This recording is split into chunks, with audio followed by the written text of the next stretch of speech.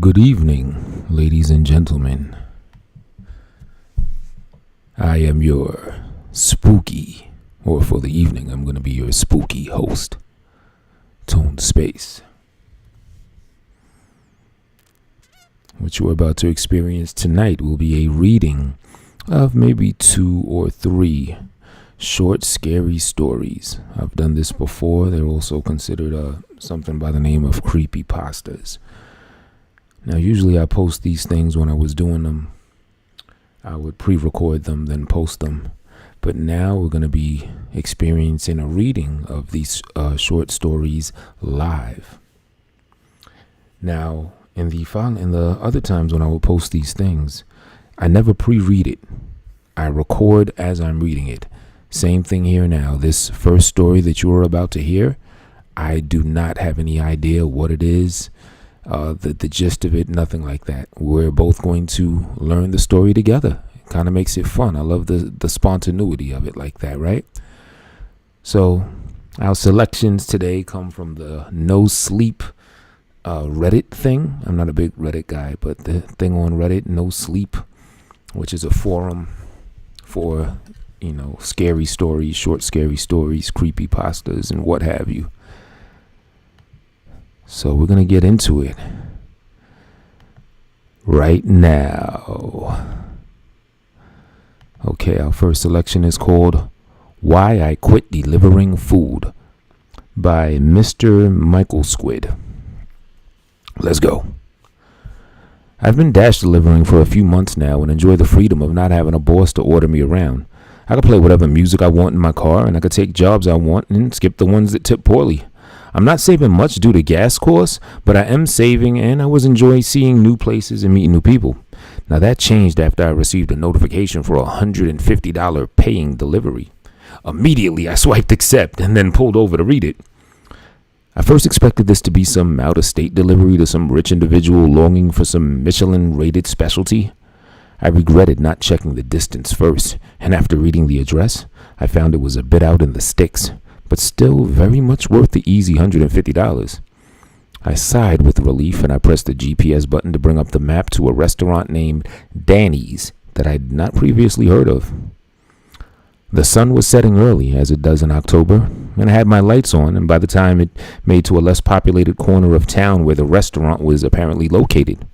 Dinner brings the best tips, but I hate driving at night, so, since it's harder to find the restaurants without a boldly emblazoned logo lit up in neon. That, and I've always harbored some lurking fear of a delivery-turned mugging, or worse, some gang-initiated killing. Rare as it is, it has happened. You have arrived at your destination, the soothing voice of the GPS alerted me. I slowed to a stop, confused. I was out on a dark residential street. There's no sign of a restaurant in sight. Where Danny's was supposed to be was a dark gap in between 2 homes. I checked it again, even typing the restaurant name into maps outside of the delivery app. But nothing popped up. I realized then it might have been a glitch. In retrospect, $150 for a 30-minute delivery sounded too good to be true. I sighed and I began searching the app for the troubleshooting menu when a loud slap on my passenger side window caused me to jump out of my skin. A man stood outside my car, his hand pressed against the pane. I rolled the window only a crack, just enough to hear him. "You the delivery driver?" he asked, and my mouth went dry. I didn't want to say yes because the vision of a pistol pulled and a muzzle flashing kept playing in my mind. But he seemed harmless enough, older too, mid-50s, receding hairline, thin frame, not quite the gang initiation type. I was fairly certain everyone knew that delivery drivers nowadays do not carry cash. "Yeah, I'm looking for Danny's restaurant. Is it near here?" The man just looked at me with a hollow stare before raising his other hand. The fear of an impending bullet to the brain immediately dissipated when I saw a large plastic bag. I sighed out of relief and lowered the window, accepting the delivery. It was large, much larger than I was used to delivering. I typically receive a styrofoam container or two, a drink as well. The plastic bag contained a stapled paper, one filled out nearly to the top. I needed to use both hands to accept it. I placed the surprisingly heavy meal on the passenger seat, staring at it for a moment before looking up again.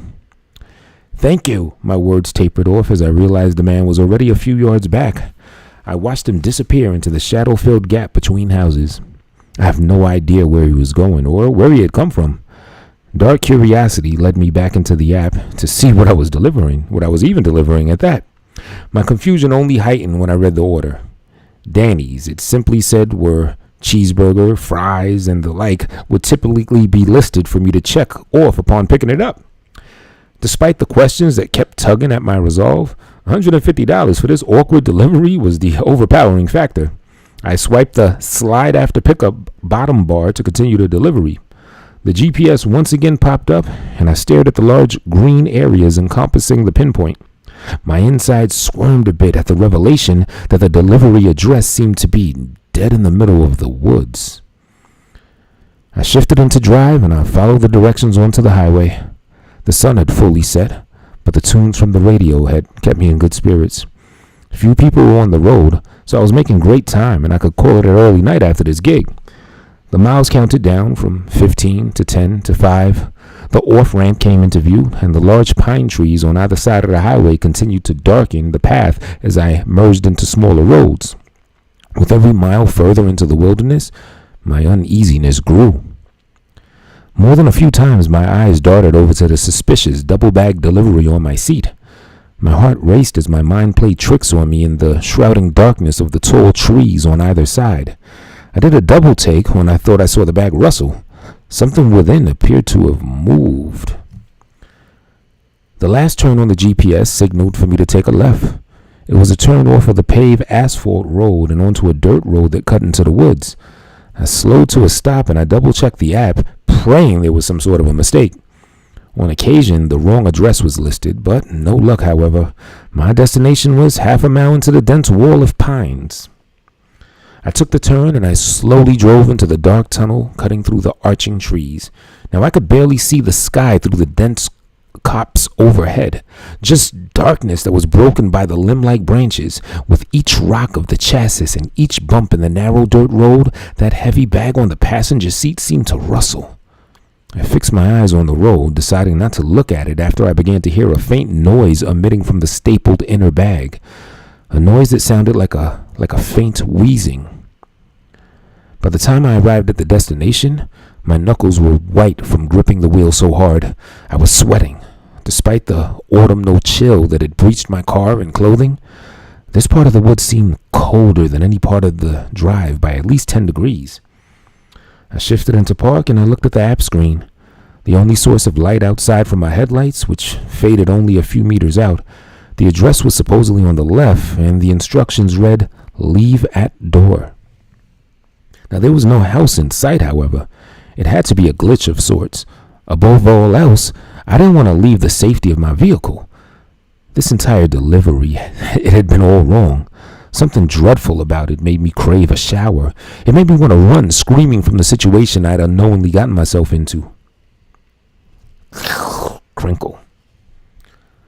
I saw the bag shift in my peripheral vision, and I let out a glottal yelp. I hurriedly opened the car door and got out, eager to distance myself from whatever was in the bag. I then navigated the menu of the app on my phone screen, seeking out the cancel order option. My score would go down, and I'd miss out on the money, but I'd be able to get out of this gig that I wanted nothing more to do with. I was about to press confirm on the cancellation when I spotted the door. It was a few meters to my left. Illuminated only faintly from the light of my phone screen stood that door. It looked ancient, its thick wooden beams bone white from petrification. The design was archaic, something that belonged on the side of a medieval European church. Black steel hinges and latches ornamented it, but the most notable feature was the one it was missing. The door was housed in a frame of charred black beams, but aside from that, it wasn't attached to anything. I stared at the structure and I felt my heartbeat quicken. Dread and curiosity battled within my scrambling mind as it tried to register what this door was and why it was out there. I took a few hesitant steps toward it, and I felt the hairs on my body rise. With every step toward the detached door, the temperature dropped. I stepped around the unnatural thing to peer behind it, and sure enough, there was nothing behind it but endless trunks of trees. I'd made it this far, and I just wanted to get my money and get out. With a few deep breaths, I returned to my car and I opened the passenger door. With 2 hands, I lifted the heavy delivery, which shook in my shivering arms. It moved. Something gasped and gurgled from within, but I continued carrying the parcel over to that strange door.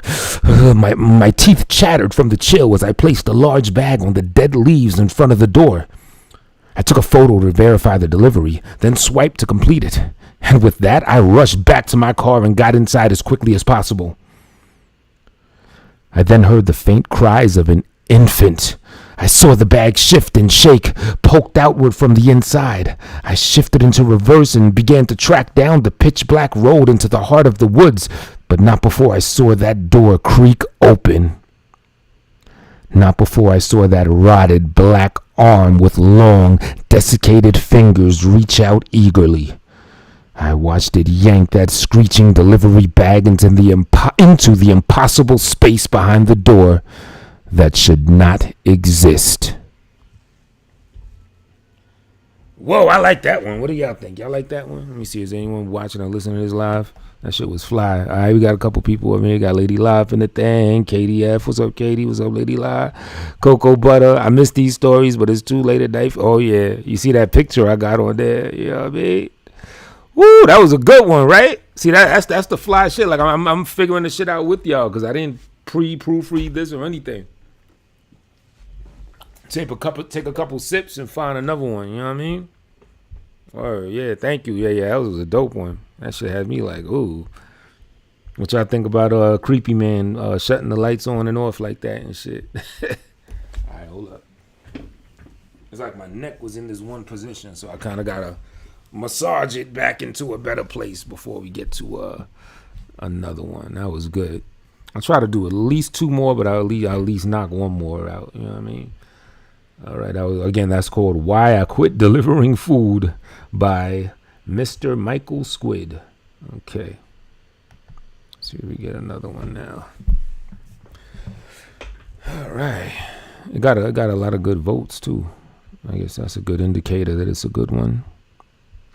This one got 7. The votes in the comments. When they get mad comments, I guess they're good. Okay, this one got 37 comments.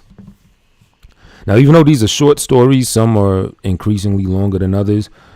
Oh, okay. This one's dumb short. So, yeah, I probably will be able to knock out 3. Y'all ready? Check the chat. Make sure y'all ready. Y'all ready? Tone is the monster. I'd wish to... Oh, shit. What's up, Cherie, baby? Oh, hold up. I'm reading the chat from last night that I got on this computer. That's Cherie, baby, what she said. But it's like the comment I read, it fits this shit. Because the comment said, Tone is the monster I would want to find under my bed. So I'm thinking that's this joint. Shout out to Cherie, baby. Warfare at Obey. What up? Oh, thank you, fam. Sweet D was good. All right, let me knock this one out. This is a pretty short one, right? Vanessa, what's going on? All right, this one's called, because I can't see the chat now because I'm about to read it, but shout out to everybody. This one is entitled, The Birds Weren't Singing by Shibaki. Okay, by Shibaki. Here we go. It wasn't the atmosphere you'd expect. The sun was shining and the sky was a beautiful blue, but the birds weren't singing. The air was fresh, but the birds weren't singing. It was summer, but the birds weren't singing. There weren't even any signs of animal life. It didn't feel wrong, but it didn't quite feel right. Kind of like staying up late as a kid when your parents told you not to. All through my teenage years, my mom and I lived in a rural area of Tennessee, known for its historical Civil War sites. Most of these are nowadays restricted from the public, but back then, the local museum groups were more focused on preserving World War II artifacts. It wasn't uncommon to run into this foundation of an old Confederate structure if you go a bit off some into the forest paths. These were pretty cool to find, and I'd be out hitting the trails almost every day as a kid just to see if I could find any cool relics in them. Now, on one walk, I made a bit of an adventurous decision to follow a different route. As I said, the sun was shining and the sky was blue, but the birds weren't singing. It was quiet, not eerie quiet, but just quiet enough for you to stop and think about why you haven't seen any squirrels, any birds, or even any deer tracks. Just quiet enough for you to go off path without thinking. My mom and grandpa used to warn me about losing focus in the woods. Mom said it was because I could trip and sprain my ankle, but grandpa never really told me why. I never really knew much about my grandpa until he died in '86, which is when I learned that his grandpa fought in the war between the states. His name was Bew Casey, a tough rebel fighter rumored to have fought and died near our rural town. Of course, I didn't know this as a kid. I just knew that finding the cobblestone foundation of an old wartime building was like finding gold. Well, that and the cool stuff left behind. To this day, I've never felt a quicker change in the air than when I laid my eyes on that pile of rotting wood surrounded by a 3-foot tall cobblestone wall and chimney. The hair stood on the back of my neck, and a combination of anxiety and curiosity overtook me, driving me to climb into the remnants of the old moss-covered structure. The air turned my eyes dry, and it was forcing an involuntary blink. Now, when they had opened, a man wearing gray barked orders at us as explosions rang out everywhere. I propped my rifle up on the fence outside the fort and fired into the advancing line of blue-clad soldiers. One screamed and held his stomach as I saw his ornate uniform turn red. Another shot rang out, followed by an ear-piercing ring and an insufferable heat in my chest. My knees buckled and the dirt was cold. The more I tried to breathe, the more my head hurt. I instinctively reached for my pocket and I fumbled a photograph of a woman out alongside a small metal plate reading Casey. My vision turned black and I felt at peace. After what seemed like an eternity, I opened my eyes and launched myself over the cobblestone wall. I've never sprinted faster in my life than I did that day. On my way home, a couple people on the trail approached me and asked me where I was. They said I had been gone for a week and that everybody in town was looking for me. I will never return to those woods. Okay. What y'all think of that? That was like, quick, to the point, kind of a little bit weird. You know what I'm saying? Yeah, both of them joints are about like going into the woods. That's a funny thing. Like, I'm not in a wood section of the stories or nothing. So it's kind of interesting that both of those stories had a comparable thing. I think even one of the lines was almost the same. It said curiosity fought fear or something like that. I think both stories said that. Yet these are two different authors. All right, let me look for another one and do one more. I'm probably going to start, just rocking these out. Like I was doing these a lot, during the lockdown and everything. You just got that time to just, try some weird shit out. But, I'll try to put up more of these shits. They're fun. Like, I love learning because I like to read these stories. I like to listen to other people recite them. But I love to read it aloud as I'm reading it, like everyone else will at the same time. Just the combination of that is just dope to me. Like, I think I take it in a lot better that way because I'm like more intently focused on everything that I'm reading. Oh, this one got 92 comments. Let me see. Oh, when little Sally falls asleep, we pray that no one dies. Oh, shit. It sound like that shit. This shit's mad long, though. Damn. Yeah, I ain't rocking with it. See, this is one I'll do as an upload. I'm going to have to, like, put this to the side. It got mad comments. It got a creepy title. It's just mad long. So, yeah, I got to put a pin in that. Like homie says, put a pin in that. All right. No one can see her but me. I don't got any comments. Yeah, y'all want to take a risk on something that don't really got any feedback because it was just posted? Let's do that because I like this title. No one can see her but me. Oh, it says if you are sensitive to mental health topics, please do not read. Y'all ain't gonna threaten me with a good time. Shit, we going for this. All right, y'all. No one can see her but me. A story by don't_run_from_me. All right. Once again, no one can see her but me. As a kid, I was never really in touch with the spiritual realm. I never really had imaginary friends, so this experience was new to me. I was 12 years old, and after my night routine, I went to bed early on a school night, and my mom, she always made sure that I did go to bed so that I get a good night's rest. Now, it didn't take long to fall asleep, and I never woke up usually, but this particular night, I wasn't sleeping for long. Probably a couple hours after falling asleep, I start dreaming. It starts off with me and my mom going to a museum tour with a bunch of other people. The museum was weirdly put together. Different sections looked so realistic and not like a typical museum. There were multiple tours, so we would take the one that we learned about an old prison. I was into history and horror back then, so I was pretty thrilled.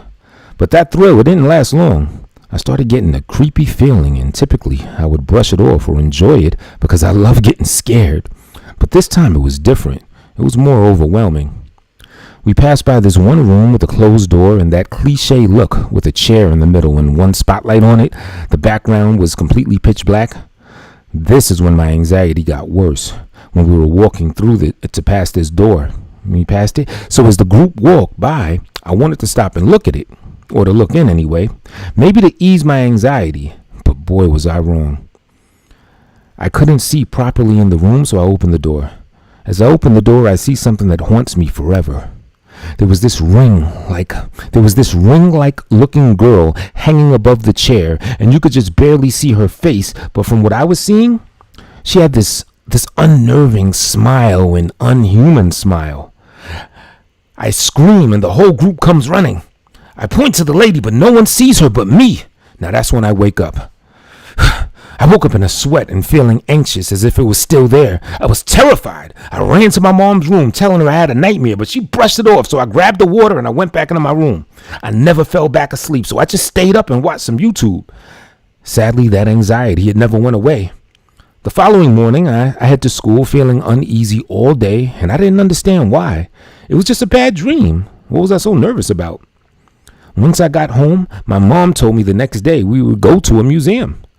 My face went pale. My mom asked me what was wrong, but I just told her I was fine and I didn't know what she was talking about. She asked if I would go, and I reluctantly agreed to go. After the typical "how was your day" conversation ended, I ran to my room and I had a breakdown. It was such a weird coincidence, and I felt so anxious about it. That night I could not sleep because I felt that same thing that happened in my dream, that it was going to happen to me in real life.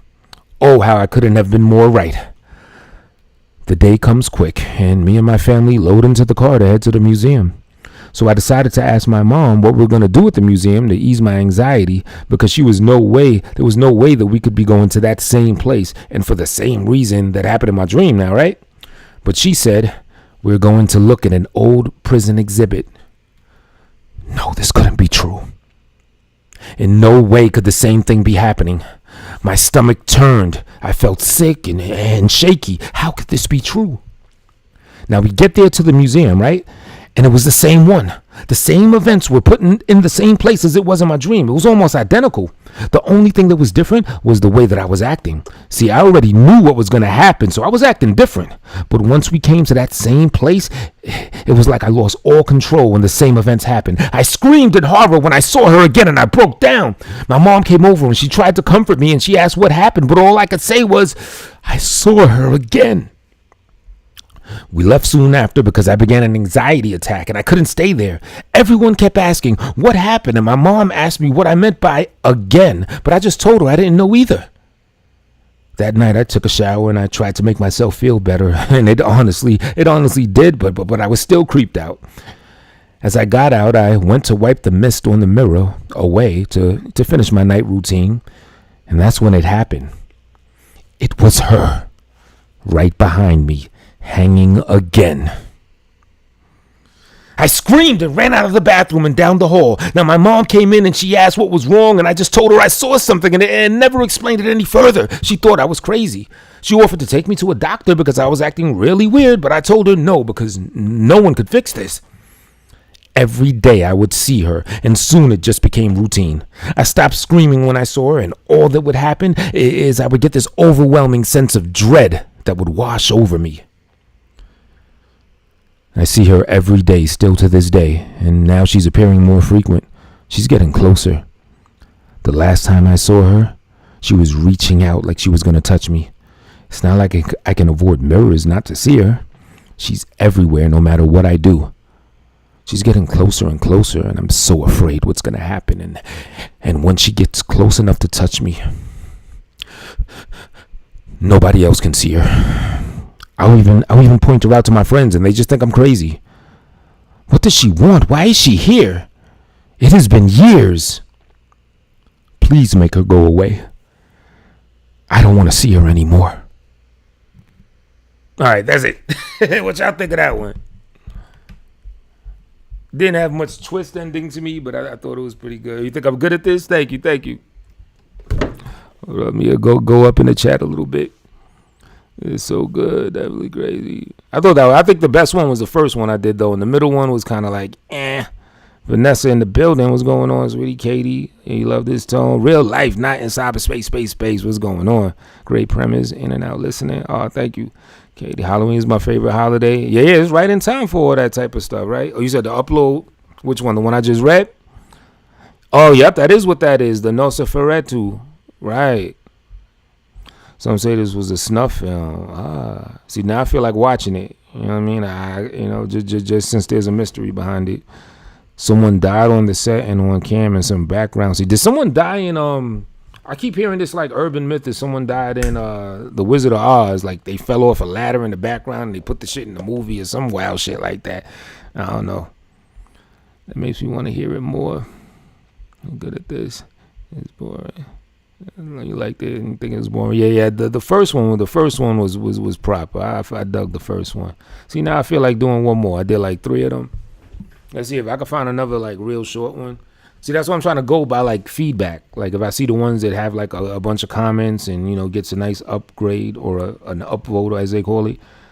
What's this one? My father built robots in the 80s. Nah, this shit is dumb long. See, the ones that are long, those are the ones I'll do like pre-records and upload them shits. I think I hit the jackpot with the first one because, like I said, I'm literally just freestyling this shit. I ain't proofreading them, none of that. I'm just like jumping right on in.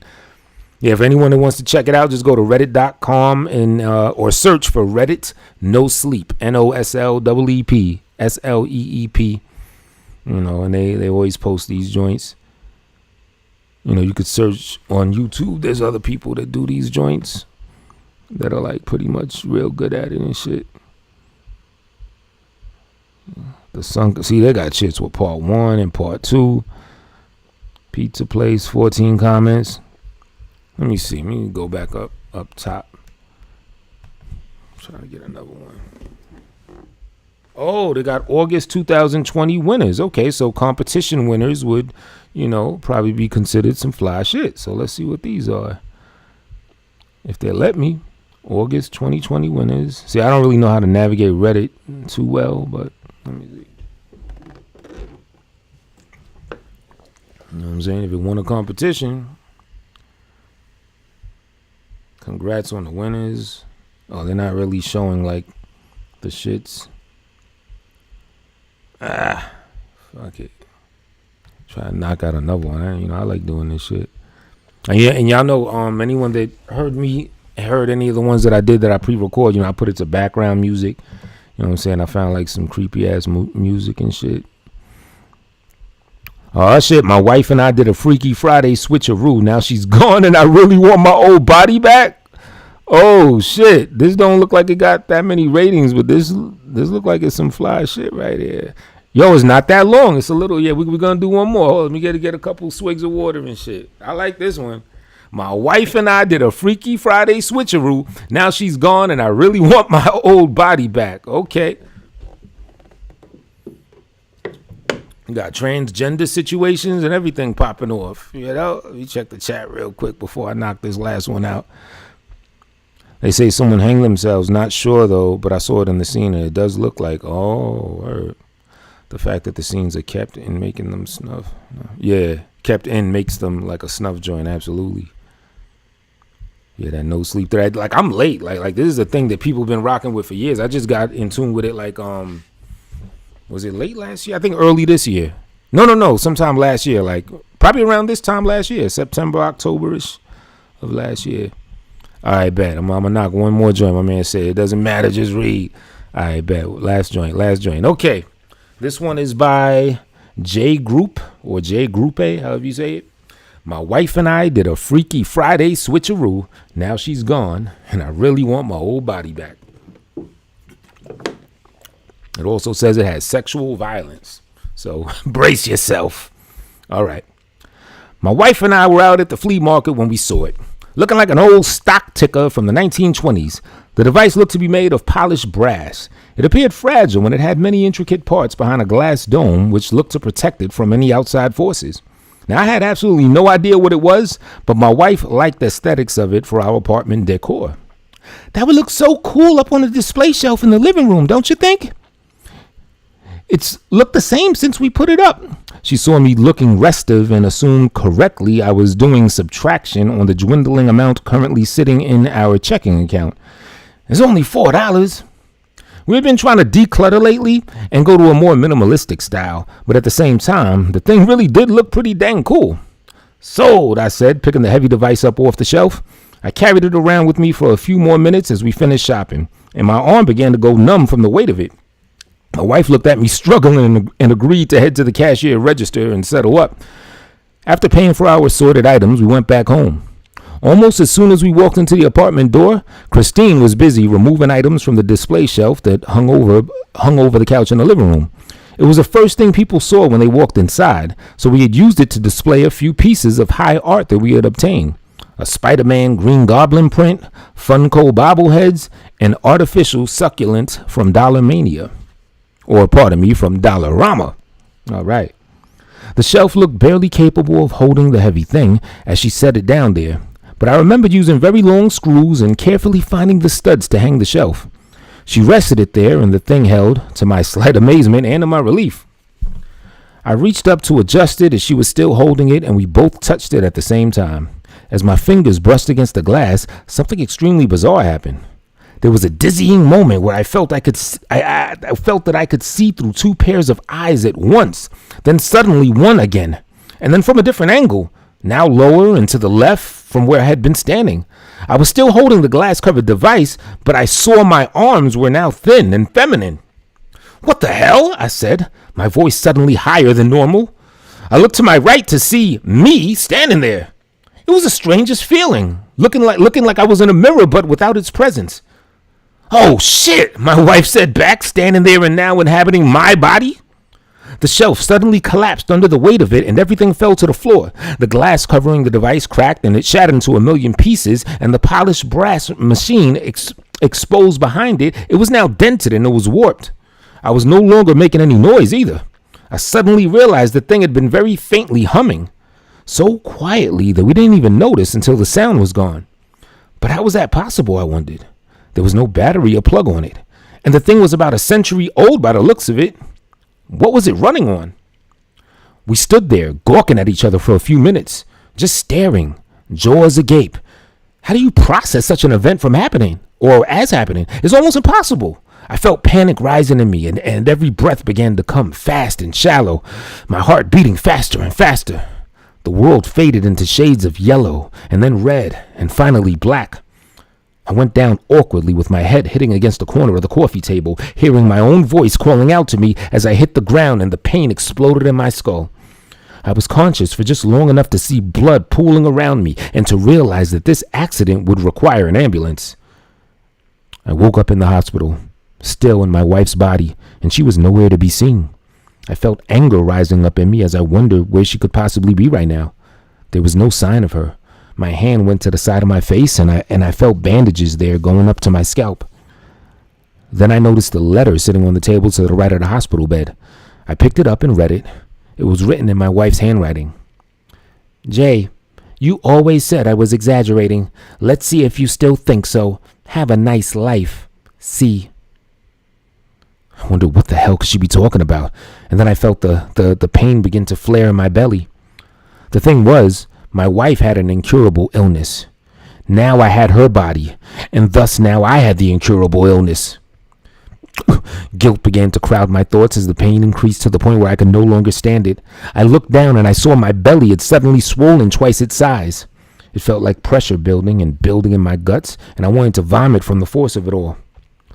I clutched my abdomen and I looked around the room, terror and panic rising.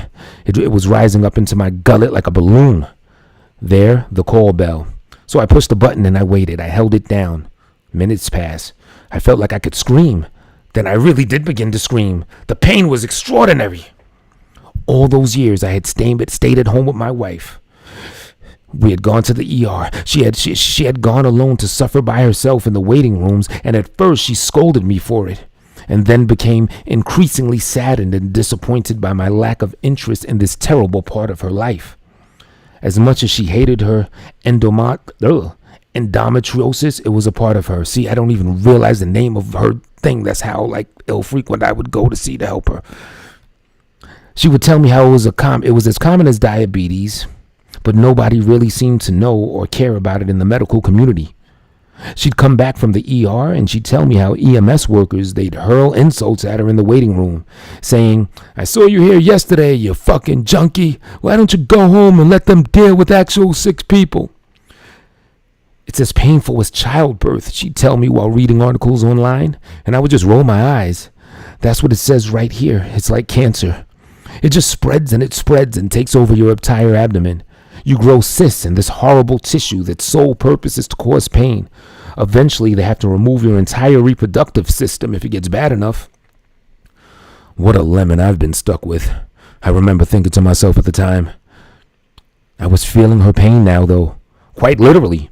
All these years I had scoffed at her, thinking that she had been exaggerating, that she had Munchausen's or some sort of thing, just looking for attention by seeking medical care and sympathy. I thought she hadn't known how I secretly felt, but she did. After all this time, she was just going to fucking leave me here to suffer. Finally, a male nurse dressed in navy blue scrubs came in. "Oh, you're awake. Let's get a quick set of vitals." He looked at my hand, still gripping the call bell with white knuckles. "Did you see something?" "I've been in so much agony since I woke up. Can I please get something for the pain? I have endometriosis and it hurts so bad right now." "Endo-what-a-dosis? I don't know what this is. I'll call the doctor, but they're pretty busy right now. It might be a while." He slapped the blood pressure cuff on my arm and put on his stethoscope.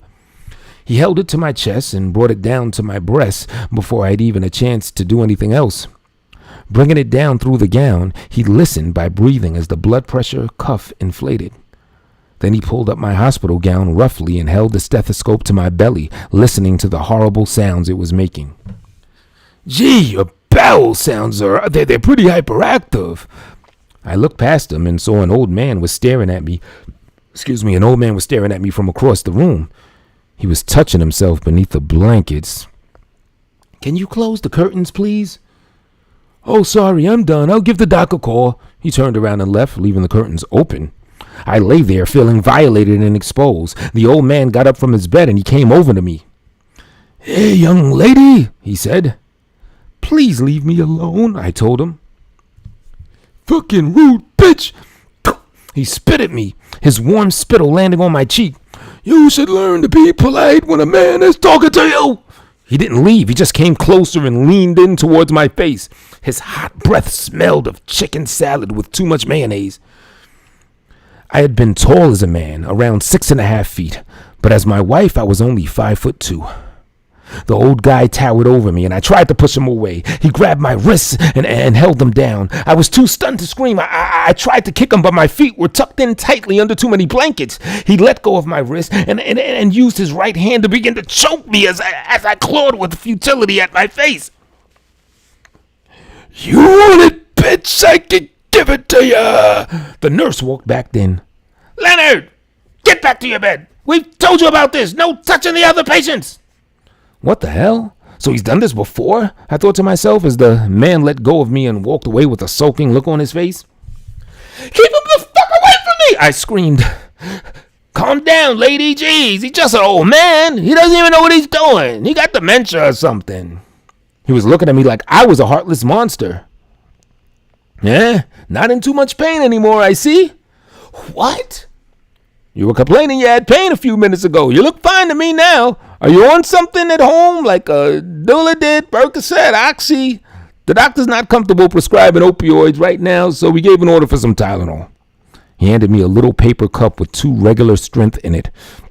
I gulped them down dry, knowing that they wouldn't do anything. "You need something else? A new room?" "Yeah, you and a million other people. It's a pandemic, lady. Doctor wants to discharge you once you're up and moving. So physio will be in to see you in a minute. Assuming you can walk, we'll get you out of here later today. The rest of my hospital stay was thankfully short, but full of agonizing pain. And I got home and I gulped down twice the dosage of my wife's pain meds. She was always complaining that they made her constipated. So I ate a fig bar afterwards and I gulped down some apple juice. I went back into the living room and I looked at the device on the floor that had caused all of this. It was laying there looking burnt out and broken. My abdomen and my entire body still screams with pain, and I don't know if I can live like this. I'm truly terrified. If this is it for the rest of my life, I'm truly terrified that I won't be able to take it. I really want my old body, but I don't think my wife is interested in trading back. All right, what do y'all think of that? I like that one. I thought that was pretty, it was kind of goofy, but I like that one. Let me see. So I did. Say something else. Doesn't matter. You ever read the Candle Cove joint? You know what I've seen? That's like an ongoing series, right? The Candle Cove. I think I've heard of it, but I don't think I've ever like delved into it. It's like you know what I'm saying? Like there's volumes of it and shit, right? There's that. I know there's this other dude, the Slender Man joint. Well, I think that's just more like different stories use the Slender Man. Like he just pops in. He just does cameos in different joints, I think. Gotta run for chat, listening and loud beats. Nice premise. Good to see people using their minds. Parasite energy. Oh, absolutely. Absolutely. Young Miss Space. Slap Diesel. What up? Katie. All right there. You like that one a lot, right? Yeah, I dig that one.